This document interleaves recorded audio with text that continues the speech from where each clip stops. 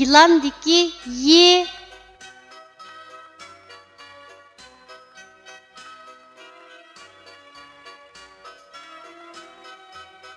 Bu harfning talaffuz qilinishi mundaq. Y.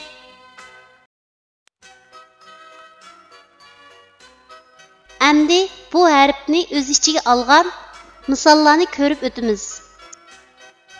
Y'ning beshidan ulindigan shakli. Misol: yo'lvas. Y'ning bosh va oyog'idan ulindigan shakli. Misol: adyal. Y'ning oyog'idan ulindigan shakli. Misol: sharqiy. Y'ning ayrim shakli. Misol: choy.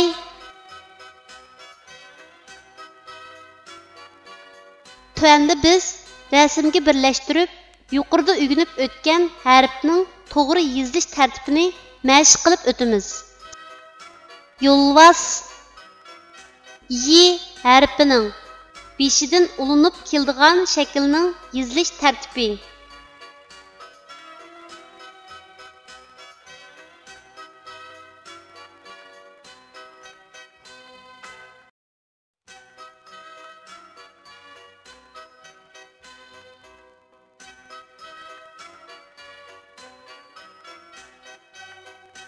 Adyal. Y harfining bosh va oyog'idan ulinib keladigan shaklning yozilish tartibi.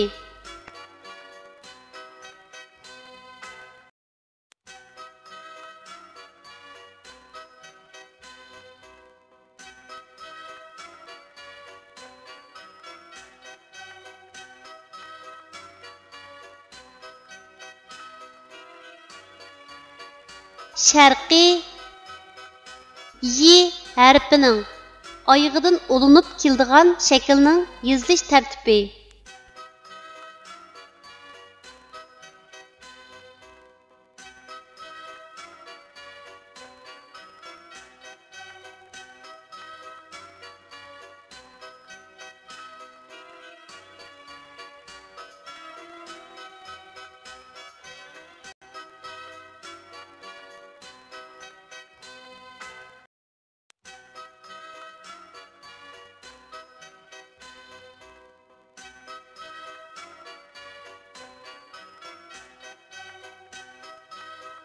Choy. Y harfining ayrim shaklining yozilish tartibi.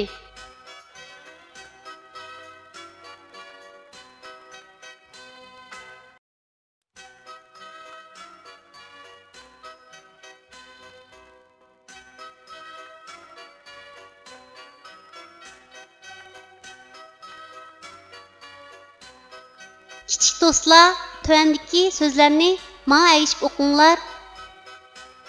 Ay, bay, say, yash, yap, ya, sa, yasa, ya, sha, yasha, ya, zay, yazay, ya, tay, yatay. Yulduzlarga qo'naman. Osmondagi po'lat qush o'ynab uchsan. Qoyil qilib hammani hardam zafar quchsan. Uzoq yerlar sen bilan bizlar uchun bir qadam. Seni shundoq uchargan qudratli botir odam. Menmi o'qib cho'ng bo'lib botir lochin bo'laman.